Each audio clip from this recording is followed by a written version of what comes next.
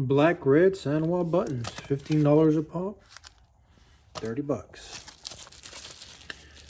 Sandwall JLF red, another 25, 30 bucks a pop. Let's make that about $55, $60, $30, so $90 for 2 sets for complete set here. Let's get rid of this junk. All right, so I've put in the sandwall controls in there already, put the Brooks harnesses on there already. So that's all good to go when I'm ready with that setup. I've removed all of the Chinese knockoff JAMA harness, all that's out of the way. So now what I'm going to do next is I'm going to go ahead and remove the speaker panels. I've already removed the TV. It's the newer variant TV with the different types of L brackets as opposed to what I had on my other cabinets. So I'm going to work on that, getting the new monitor installed there and squared away.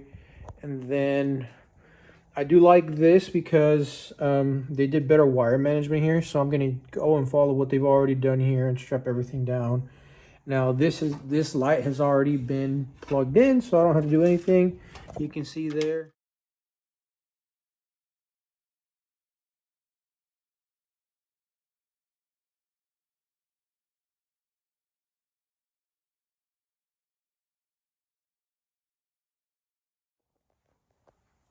Figure I'll show you the carnage.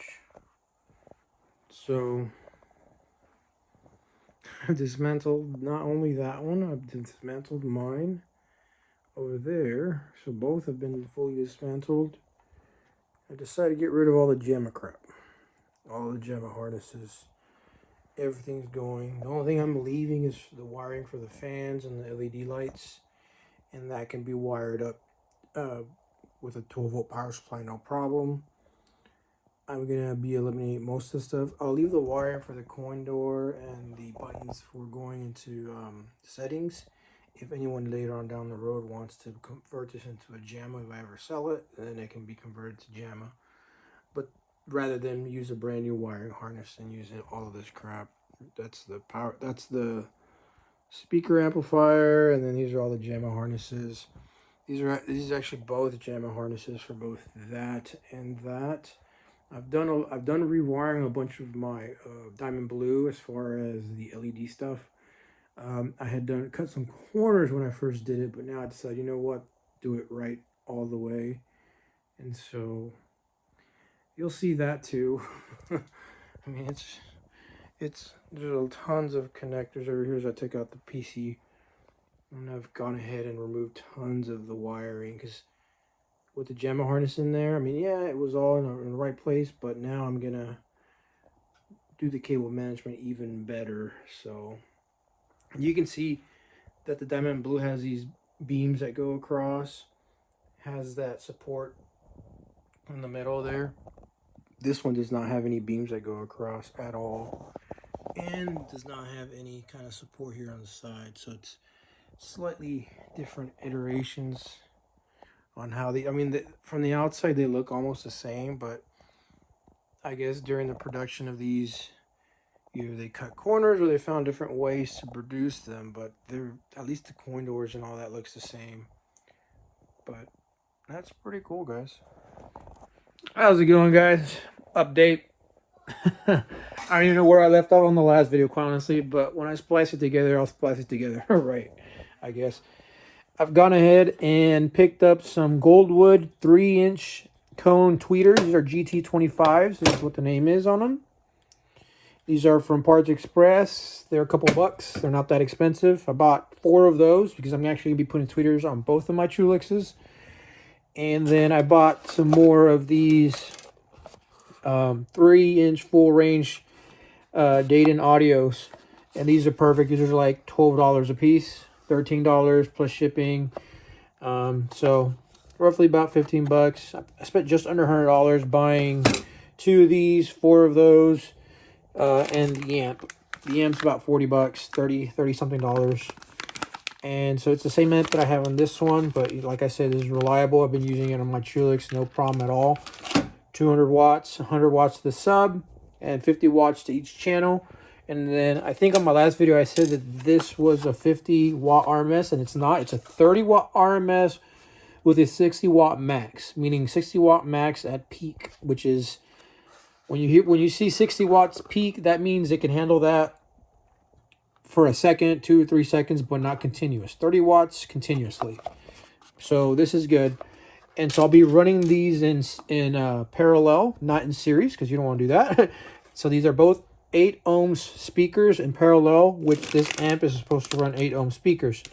So if I'm running the 50 watts and I'm running them in parallel, it'll be divvying up that 50 watts into 25 for each at the 8 ohms.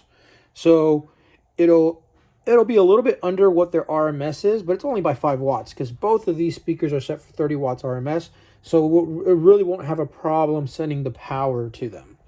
And so the only thing I did have to end up doing, because I went the tweeter route, and the tweeter are going to go up here, and the full range drivers are going to go down here in the bottom, and that's so I can have my mids, my full range down here, mids, you know, and the more mid stuff and the low stuff. It won't go too low, and all my high stuff will be right up here.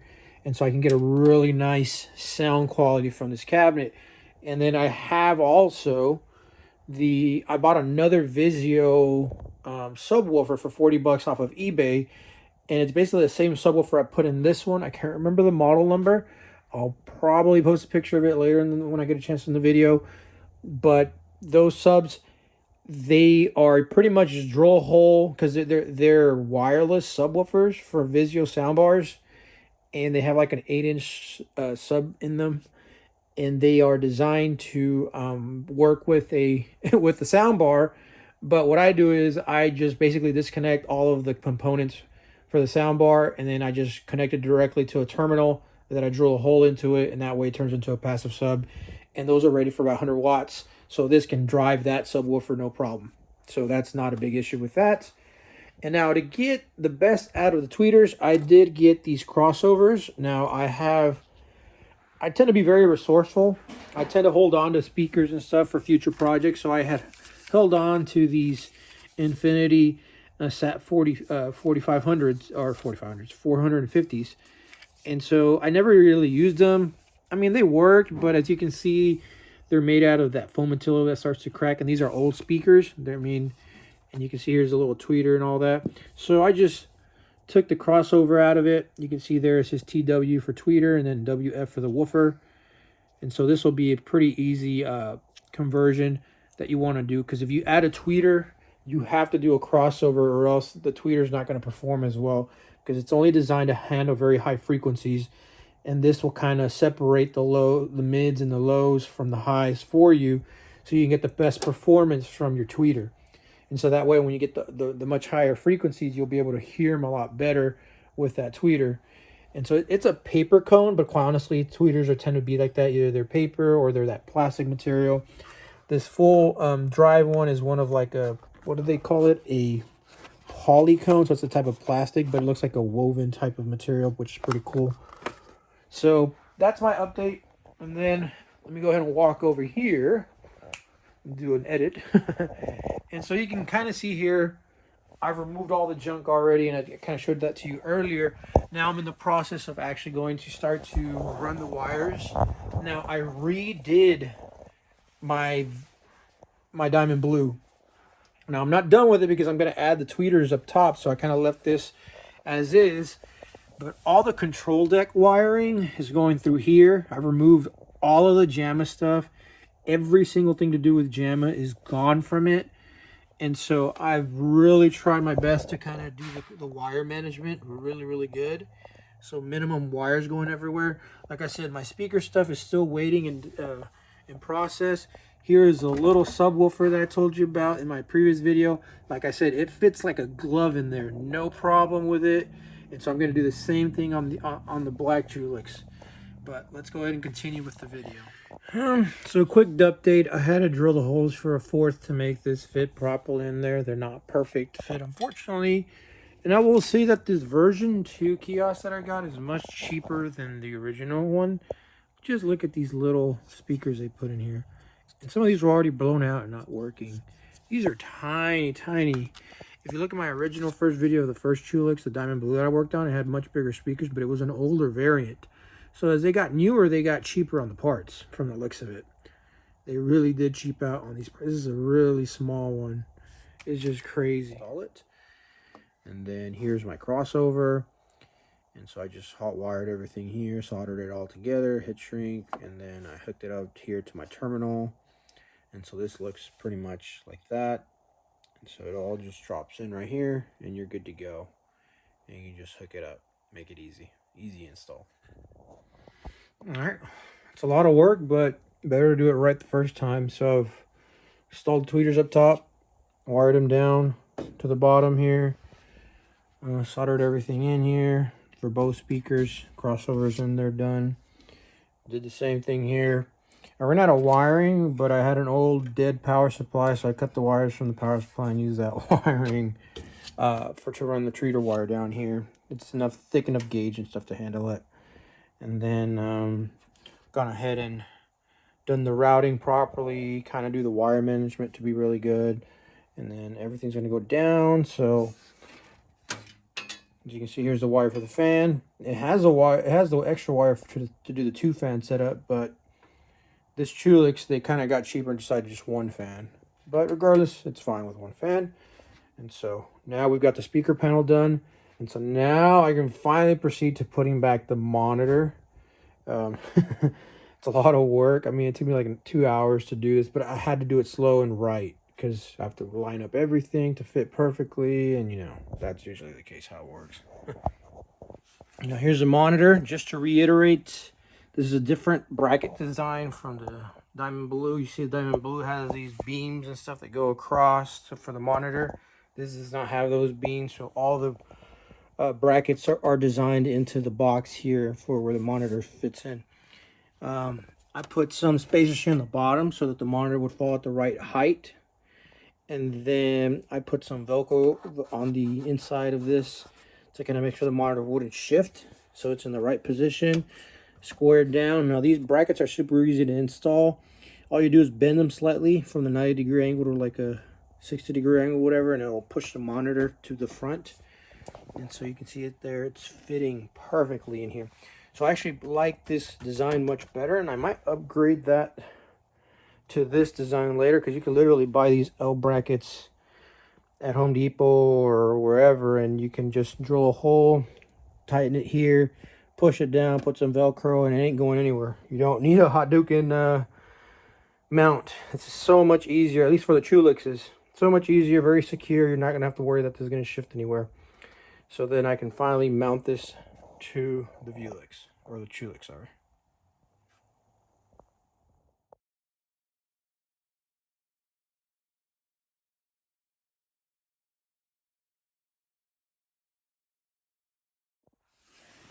Alright guys, so I'm taking the crossovers out of these these are from Radio Shack, Optimus Pro X7. They're 50-watt speakers. They have a woofer and a tweeter. And so I already took one apart. It's probably sacrilegious to some audiophiles out there on the internet, but apparently these speakers are about 50 bucks if you $40-50, maybe 30 if you sell them on eBay. But I'm gonna take the actual crossover out here. And so from here I can grab the crossover for my tweeters. So I'm getting ready to do my Diamond Blue now, because as you guys saw earlier, I took the crossovers out of some of my Infinities for the black Chulix, and now I'm getting some crossovers out for my Diamond Blue. And these crossovers are actually pretty cool because they're built into the actual terminal here, so they fit in there perfectly, and I just screw them in and then I just wire them up and connect them to the tweeter. So basically I'm going to be treating my Chulix like an actual two-way speaker. It's going to be the tweeter and then the woofer. Now I don't have a woofer technically, it's a full range speaker, but you'll get pretty much the same effect. The only issue is if you really want to go like the extra step and upgrade these, you could try to fit one of these woofers to get the full bass experience out of these, but the enclosures are too small. You'd have to extend them out like quite a bit to get a little deeper, and then you run the risk. Well, no, you could probably fit it just barely, but you'll be at the very edge of making it happen. You can see you're already running out of space there on each corner. You maybe could make it, but you're given with the MDF dimensions that you're using and stuff, it might not work out. So you'd have to manufacture your own little box to make it work. I'm not saying it's impossible, but is it practical? No, given what you're working with and the amount of work you'd have to put into it. So I think I'm sticking with the 3-inch range driver that I got, and the tweeter setup is going to be probably my best option. Besides, I'll have the subwoofer doing all the work. So here's the setup. Tweeter connected, easy to go. I just left these there. They're going to cut, but they won't cause a problem. Just go ahead and close this sucker, and we're good to go. Pretty easy setup. All right, quick update. I've installed the Diamond Blue. I've installed the speakers in series, meaning that connects straight here, which then goes straight down there for each channel. And then not parallel. You don't want to do that. So I'm doing in series.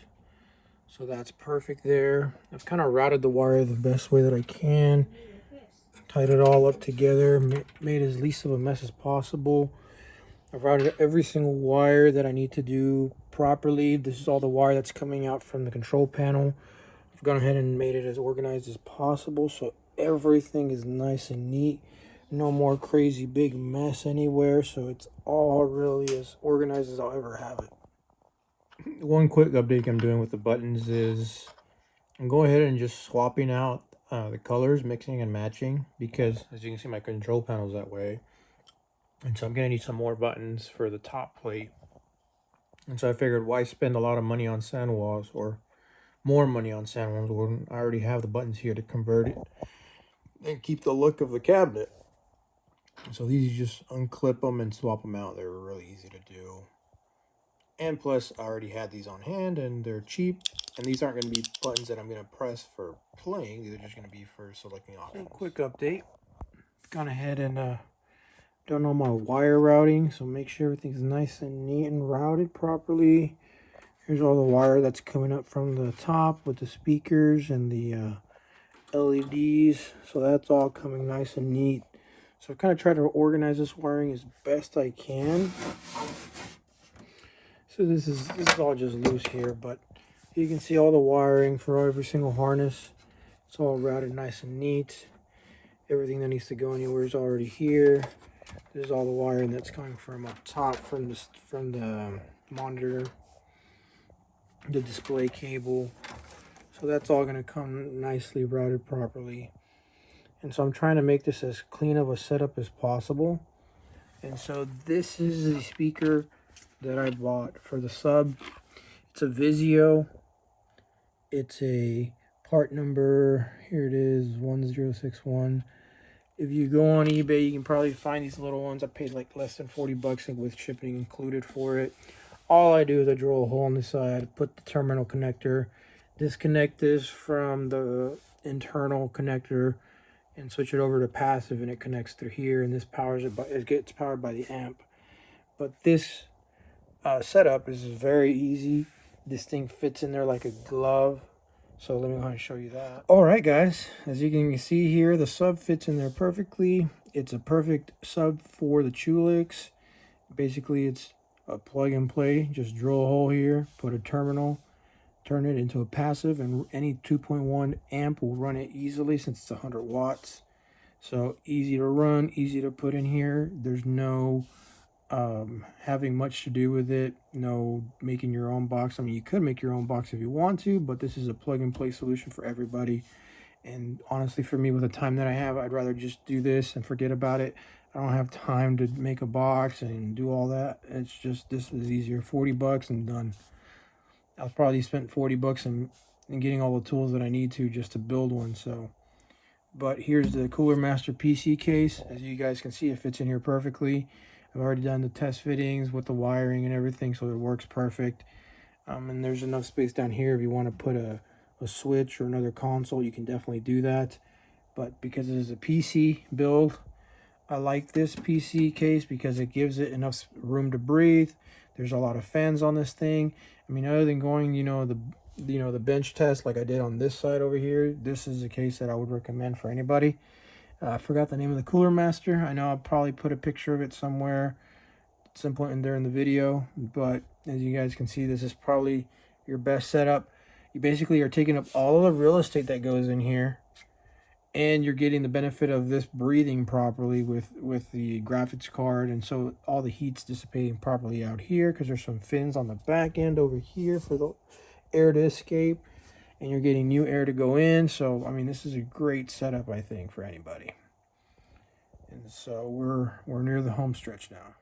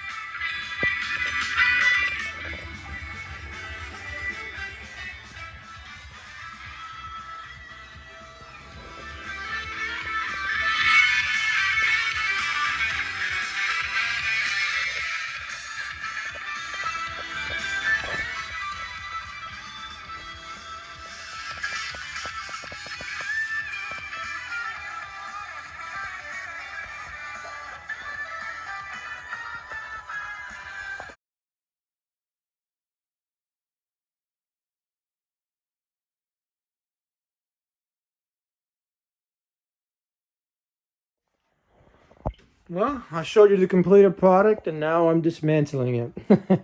I literally, the day that I got the artwork is the day that I've sold it already. And the only reason I've decided to sell it, guys, is because I've decided to go after more of these, and I just can't keep them all.